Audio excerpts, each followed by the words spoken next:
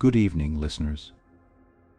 You're tuned in to the ghostly broadcast, Paranormal Station. I'm your host, Timothy. Deep in the expansive plains of crops, I make my hearth and home here among the spirits on my farm. Though some of us choose isolation and hermitage, most seek community and companionship from our fellow people. From the vast cities to the small villages, we come together as people and share an identity in the place we call home. But what happens when that home becomes a place of horror and malice? How do we cope when our houses are taken from us by malevolent forces beyond our control? Tonight, listeners, we venture to South America to hear testimony from those who have seen what happens when homes become abandoned to the paranormal. Our first testimony. Dear Timothy, my name is Davy. I've dedicated my life to scouring the Amazon basin in search of the lost cities of the ancient people who lived there. I have been on amazing adventures and seen and done incredible things, but this last venture haunts me. I remember feeling enormously privileged to be living in a time when technology has come such a long way. Things that would have been impossible when I started my career are now rapidly becoming the norm. Satellites can penetrate the dense rainforest canopy, giving us a clearer picture of where these ancient ruins could lie. My team and I found one such promising place and were eager to discover what was there. A bit too keen, now that I think about it. We were packed up and ready to go as soon as we got the funding secured without even a second thought.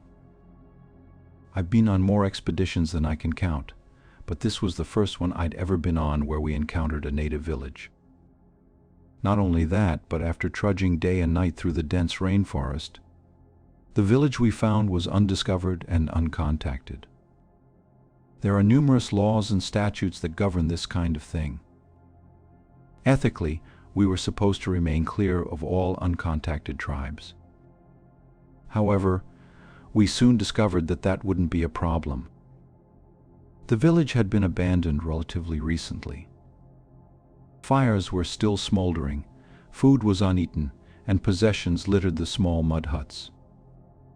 For a while, we all wondered if we were obliged to report this, to halt our expedition. Instead, we continued, figuring that we had been spotted by hunting parties. We theorized that the villagers had vacated when they knew strange men were coming. So we decided to leave everything as we found it and continue to our destination. We found what we sought only a few hundred meters from the village. Beneath the overgrown bush were the unmistakable carvings of ancient stone, arranged in ways only human hands could. It was also there that we discovered the fate of the villagers. At the foot of an ancient temple, tucked under the canopy of trees, a giant stone door had been hauled open by ropes and chains. Before it lay a scene of utter devastation. A pile of native bodies had stacked where they had fallen. Bullet casings and boot prints gave us a clue at what had happened. The villagers had fought to protect the ancient site, but hadn't stood a chance against the modern weapons of war. But the horror only got worse. We cautiously entered the ancient structure and followed its maze-like hallways. A trail of burnt-out glow sticks led us to a central chamber. An even more grisly sight took the warmth right out of me in there. A stone sarcophagus had been opened, and chains that had covered it had been sawn through and broken. All around it lay the torn pieces of people. With nothing bigger than a hand or foot, the rest were small chunks of blood and bone. The walls were red with thick, coagulated blood. More bullet casings and broken rifles lay strewn across the floor. I approached the sarcophagus and gazed inside of it. I don't know what I was expecting, but nothing could have prepared me for what I observed. An empty stone coffin lined with claw marks in every inch of space. They were not random either. There was a pattern to them, an intelligence, a language that I did not recognize from any of my previous research. We reported our findings, but as you can probably imagine, special interest groups had beaten us to it and had a hand in silencing anything we tried to publish. Not even the poor souls of the native village could even be recognized. None of that surprised me. My biggest worry, Timothy, is that whatever those villagers were guarding is now out there. It has escaped. It's loose, and it isn't a beast or an animal. It is intelligent. From the photographs I took of the carvings in my studies, I worry that it is not entirely human either. Kind regards, Davy. Thank you, Davy, for that incredible testimony. To paraphrase Tolkien, there are older and fouler things in the ancient parts of the world. Things that we humans have buried with good reason. Our second testimony. Dear Timothy, I'm Camila. My family comes from the town of Chaiten. I don't have a lot of memories from the place, as I was only a little girl when it happened. But the town was abandoned after the eruption in 2005. It was buried in ash and mud from flooding for a while. Leaving the town hit my grandparents the hardest of all our family members.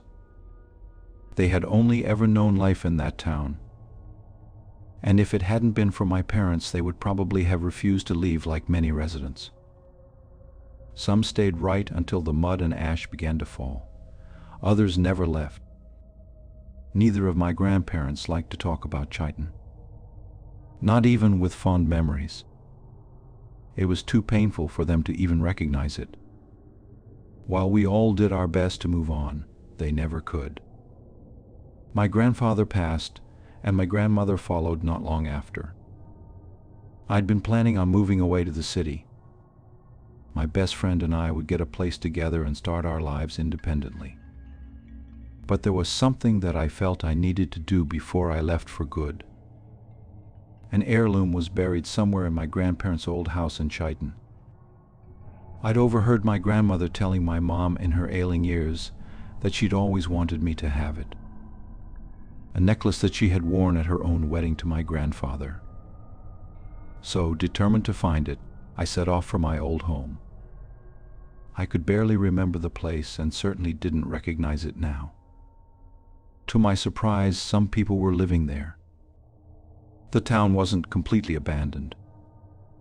In the grid of streets littered with abandoned and boarded-up homes, there were signs that life was slowly returning to Chaiten.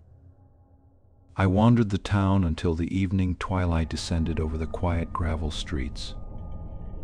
I eventually found what I thought was once my grandparents' house. The roof had caved in under the weight of the ash, and a mess of hardened mud had accumulated in the small living room.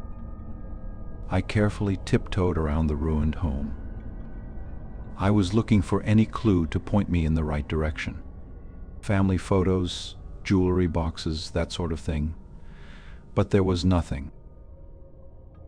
I heard a rustle from behind me, falling of dust and the small clicks and clacks of pebbles tumbling.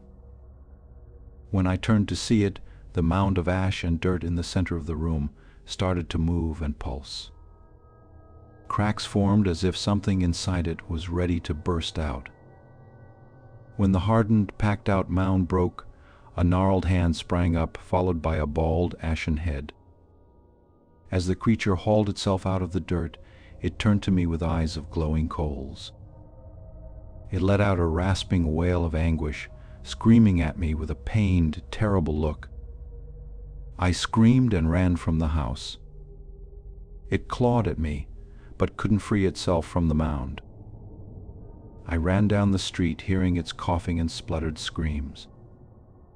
I kept running until I reached my car. I turned the key and floored it out of the town, never looking back. I never found my grandmother's necklace, Timothy, and I've come to terms with that. Sometimes It is better to move on than dwell in a past we can't ever return to.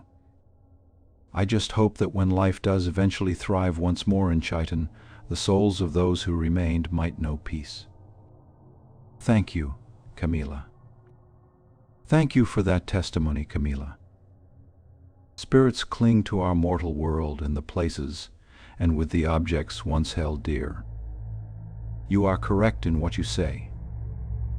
Sometimes, to know peace, it is better to let go. Our third story. Dear Timothy, I'm Anna. I'm a camera operator. I usually work freelance, but I'd been contracted by a documentary crew for a week-long expedition to an abandoned jungle town called Fordlandia. It's among the strangest places I've seen. It was oddly beautiful, but it also held something terrifying. Getting there by boat, you see the remains of Henry Ford's little fiefdom, where he attempted to bring his version of America to the jungle. The ruined warehouse towers above the dock emblazoned with its original signage. When they told me we would be filming an abandoned town, I was surprised to see people living there. It was something of a small community out in the middle of nowhere. That's when I got my history lesson from the producer. The town had since been reoccupied, and we were here to tell its founding story. I got some excellent shots of the place in the daytime, especially around the American village's strange, out-of-place, white picket houses. Still, the director wanted me to do some filming at night. So we left our hotel after dinner and headed for the old ruins of the workshop. So what happened here? I asked the crew out loud as we trudged through the dark, guided by our flashlights. Ford thought he could do more than make cars. The producer began. He wanted to be a maker of men. This place was his experiment. It was supposed to be a rubber plantation. Laura, our on-camera narrator, explained. Except, not a single bit of it ever made it into his cars. The native people didn't really take to Ford's America or his food rationing, the producer added. The place seemed eerily creepy when we got to the workshop. The old machinery cast long, menacing shadows at night. Still, we got to work, and Laura practiced her lines while I walked around filming B-roll. After a few minutes, I started hearing something in the distance. A clattering noise, like metal pans crashing to the floor. Then I heard shouting. There was a commotion of loud, angry voices, and it was getting closer. The whole crew heard it, and Laura grabbed for my arm. I stumbled and dropped my camera as all hell broke loose around us. There was shouting and metal hitting walls. I felt the whoosh of something fly past my head in the dark and clatter onto the floor behind me. Angry voices shouted and cursed us. We covered our heads and ran out of the workshop. I felt them chasing right behind us as we did. Shouting stopped as we sprinted out of the ruins and into the open. I stopped to catch my breath, turning back to see our pursuers. The only thing I could see was the dark, quiet ruins of the workshop, nothing else. We all heard it, felt it, and knew we weren't crazy, but any proof we had was smashed on the floor with my camera. I had a spare, so the project wasn't lost, but we knew no one would believe us about the ghosts we'd seen. The ghosts that chased us out into the jungle. After we returned, I gave them my footage. We shook hands. I got my check and haven't heard anything since. I hope that, if anything, those angry ghosts we heard can at least get their story told. They were real, Timothy. Even if they weren't, they were real at some point in time. Regards, Anna. Thank you, Anna. Testimonies like yours showcase how human anguish leaves a mark on the paranormal plane, a temporal penance on the place where they suffered their injustices. Our last testimony. Dear Timothy, I'm Sebastian. I've been scuba diving with my best friend Alejandro since we were teenagers, always daring each other to go off and explore some of the best places under the water. One day, he sent me a WhatsApp message with a picture and a link to a page. It was all about this old city that's now under a lake. The government built a dam decades ago and moved out the whole town. Now, it's an underwater time capsule. I had to see it. We scheduled our time off from work and loaded up for a long weekend road trip. We got a room in the new town right by the lake that the old one lies beneath. The lady at the guest house told us that, on a clear day, you can sometimes make out the old church's steeple. We rented a boat the following day, got into our gear, paddled out, and submerged. It is hauntingly beautiful down there, Timothy. Despite the lake being man-made, it is a testament to the water's power to reclaim man's creations. As we explored the ruins, we saved the old church for last. Even under the water, it still looked imposing over the town, as light from the surface shimmered onto its tower. I entered the old church first. The altar and cross were unmistakable through the overgrowth of plants and rotting wood, but I noticed something else. Figures were sitting in the pews like statues, covered in the moss and growth of the lake foliage. Alejandro was close behind me, and I signaled him to look at the pews. We gently paddled in a little further to get a better look. Suddenly, one of them moved. Its head snapped towards us in a flash, and the others did the same. One after the other, they snapped their heads towards us. I screamed and spat out my regulator. I heard Alejandro panic and swim back out. I held my breath and followed, doing my best to recover my regulator and put it back in my mouth as I did.